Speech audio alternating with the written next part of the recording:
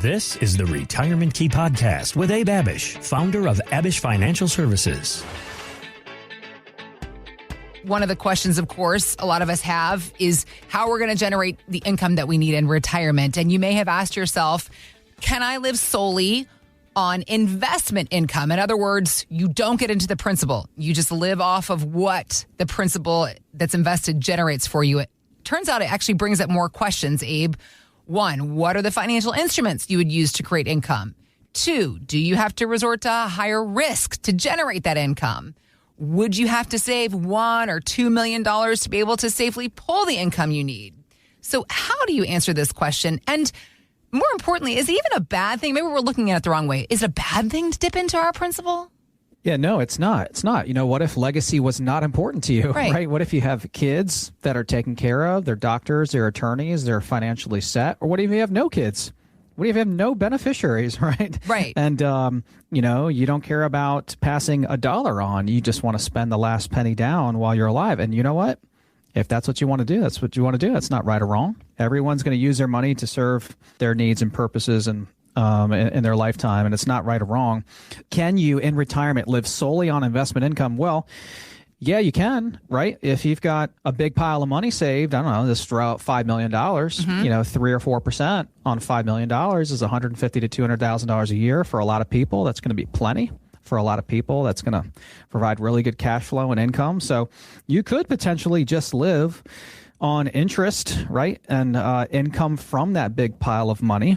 But I would say most people we meet with, Heather, they do want to pass money on, but it's not the most important thing. What's most important is accomplishing their objectives while they're alive, you know, and being able to travel and spend money on the things that they want to while they're alive. That's why they worked 40 to 50 years to get to the point where they can retire so they can enjoy their own money.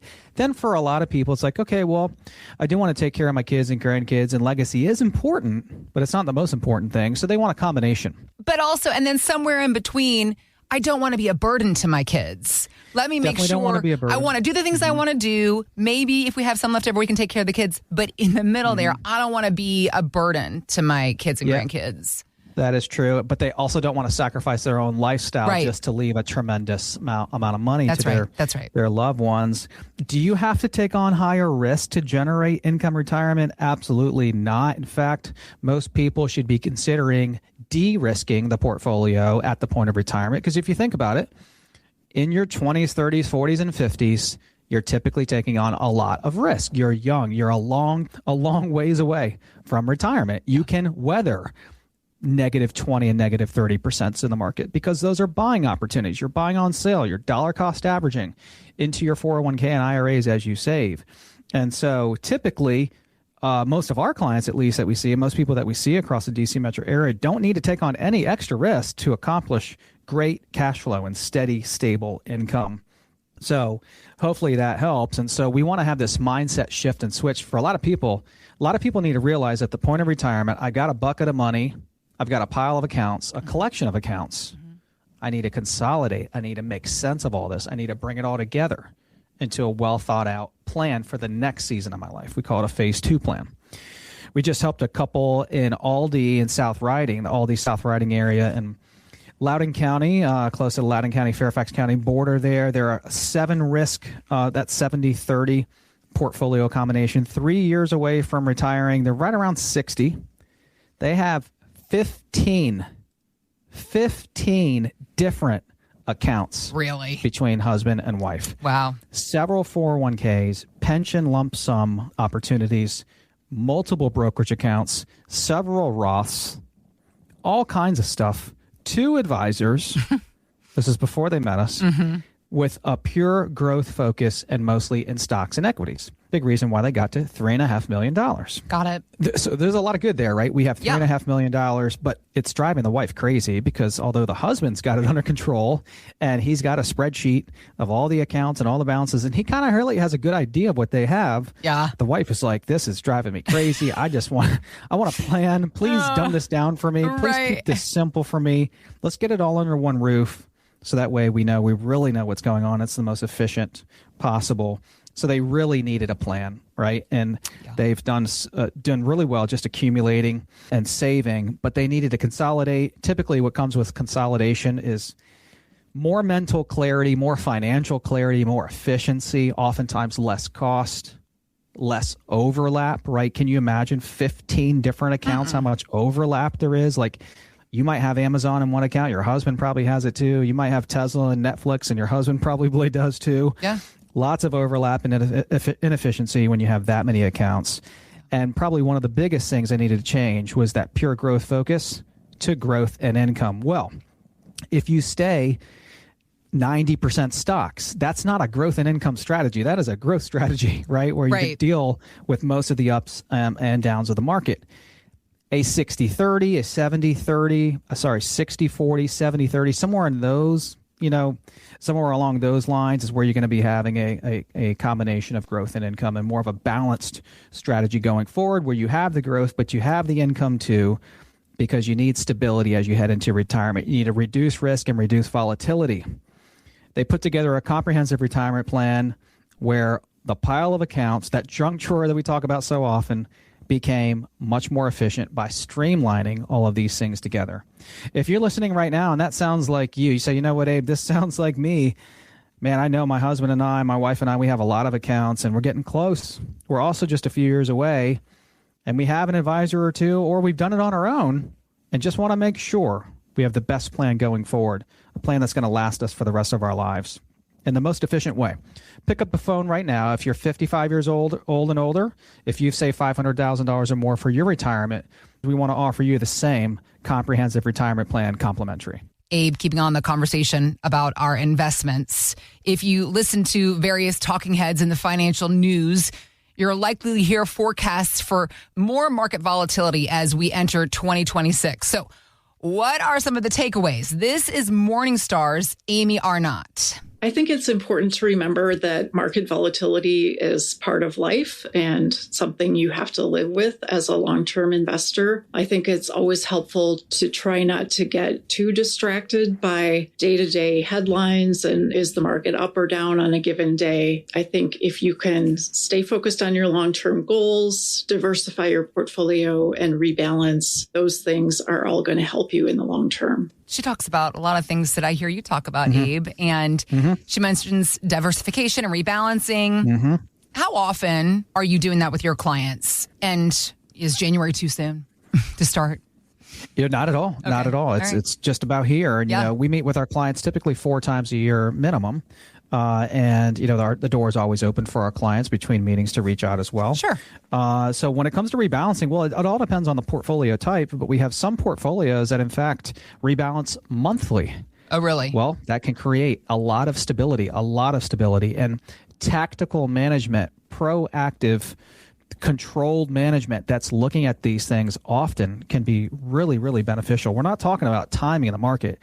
Just like Amy said in her clip there, long-term is the key, right? Staying in the market, not timing the market, trying to get in and out and time the market based on different things going on in the environment. But a long-term plan with focus and discipline, rebalancing, diversifying, having a plan that a retiree should have, not a 40-year-old, right? And so typically we're looking to reduce risk, bring all the resources together. And most people have typically saved enough that we see to retire. So a lot of these things are in their control if they just simply take action and put together a plan for the next season of their lives, right? Tons of decisions coming down the pike for almost everyone we meet with that weren't relevant 10 years ago. Right. I got to make a Social Security decision. I got to make a pension decision. Want to talk about healthcare, Abe. I'm got to sign up for Medicare now. Yeah. Hey, I'm 70 and I got RMDs right around the corner. Just lots of things that they never had to deal with before that we help our clients with every day. We just helped a client recently out of Reston, Virginia, and they're working with a phase 1 advisor, an accumulation-based advisor where almost all of their money was in equities, realizing they needed a shift from that phase 1 to phase 2 retirement plan. Just meeting with their phase 1 advisor where the focus and discussion was almost all on rate of return and the investment mix, which is important. But it's not about what you make, it's what you keep that counts too, right? If you're up 20 or 30% and then you just lose it in the next year or two, that's not going to be helpful. So you want to have good solid returns, obviously, but you want to limit losses and avoid large losses. You can't have any, or shouldn't have any, negative 30s, negative 40s, even negative 20s or greater, when you're distributing money out of your accounts and enjoying that income in retirement can be devastating if you have those double negative losses. Right. So we put together a portfolio x-ray for them. They were wanting to know, hey, is the plan that I have good enough? Should I make changes? I keep hearing about putting together a plan, right, versus just having $2 million across accounts. They learned what they had, learned about the pros and cons, they saw the differences, and then they implemented the plan. If you're 55 years old and older, you save $500,000 or more for your retirement, we want to help you with this as well. That can be done through a portfolio x-ray and analysis. Learn what you have, understand it, and then make informed, educated decisions about your retirement. Complimentary. Abe, you go back 10 years, about 60% of employer plans had a Roth 401k option. Today, it's up to 95%, which I think is a good thing for savers. We want options. We want those Roth options. So for somebody listening and they're thinking about changes for 2026, what do they need to consider? What about the advantages of Roth? Yeah, the Roth 401k specifically is huge. Yeah. Same with the Roth TSP. Now, a lot of people get confused on being able to contribute to their employer Roth part of their 401k or TSP versus contributing to a Roth IRA. A lot of people don't understand that it doesn't matter how much money you make. You could be making $1 million a year. There's no income limit on contributing to a Roth 401k. We have one here at our company, or a Roth TSP, or a Roth 403b. If there's a Roth component in your employer-sponsored plan, you can make all the money in the world and contribute. Now, there are income limitations and restrictions on contributing to a Roth IRA. It's different for singles versus married people, but not contributing to a Roth 401k or Roth TSP. It could be a huge tool in your toolkit, as you approach retirement. If you can sock money away and max out those plans and get the matching contributions, and most, if not all, that's going into the Roth side of your employer plan, then every dollar you put in plus growth, if structured properly and taken out properly, can be free of taxation, 100% free of taxation in retirement, and pass on 100% free, tax-free, to your loved ones. That's a huge deal, right? Yeah. So we want to be looking for ways, not just to diversify our investments in terms of market diversification, but tax diversification too is key, as taxes will probably be most of our biggest expenses in retirement. We just helped a couple out of Rockville, Maryland with about $2 million. And as is the case for most people we see across the DC metro area, most of the $2 million is pre-tax. They socked it away over the last 30 to 40 years.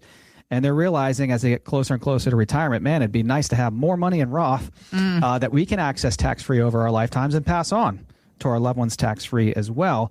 And what they didn't realize until we met was that they had the opportunity to max out their current employer-sponsored plans in Roth 401ks, and we're not doing that because most people will max out or contribute to their employer-sponsored plan, their 401k or TSP, on the pre-tax side, because this is what most people are told or taught to do. Yeah. Max those sides out, get the tax deduction today, lower your income this year, but then what happens is 10, 20, 30 years later, you got taxes on a massive account where taxes will probably be higher for you and for a lot of people. So do you want to delay and compound and potentially worsen the tax problem, or do you want to try to do something about it today? And a lot of people want to try to tackle some of it today when it makes sense. Sure. So Roth conversions, Roth IRA contributions, Roth 401ks, TSPs can be a huge advantage for you when it makes sense. You need to speak to a financial professional who knows how to speak this language, right? Who can look at all of your dollars, look at all of your accounts, look at your options, and then make smart, prudent, and wise financial recommendations that are in your best interests. That can be done through a tax mapping report and analysis for us, so we can look at all of your dollars, all of your accounts, look at how much income you're bringing in, and then make those recommendations. Should you contribute on the pre-tax side, the post-tax side, or a combination? Find out how to tax strategize and ways to potentially lower taxes on your life savings as much as possible, which can include contributing to those types of accounts. If you're 55 years old and older, you've saved $500,000 or more for your retirement, we want to offer you the same tax mapping report and analysis that we offer to this couple in Rockville, Maryland, complimentary. Abe and his team, they are here to help you do that. So it's theretirementkey.com to start the conversation, or you can just click on the links we've got posted in the show notes. Thanks for listening to the Retirement Key Podcast with Abe Abich. To learn more about Abich Financial Services, visit theretirementkey.com. And join Abe for his radio show, The Retirement Key, Saturdays at 8 a.m. and 2 p.m. and Sundays at 8 a.m., 2 p.m., and 5 p.m. Abish Financial Wealth Management is a registered investment advisor with the SEC. Registration as an investment advisor does not imply a certain level of skill or training, and the content of this communication has not been approved or verified by the United States Securities and Exchange Commission or by any state securities authority. The information contained in this material is intended to provide general information about Abish Financial Wealth Management and its services. It is not intended to offer investment advice. Investment advice will only be given after a client engages our services by executing the appropriate investment services agreement. Information regarding investment products and services are provided solely to read about our investment philosophy and our strategies.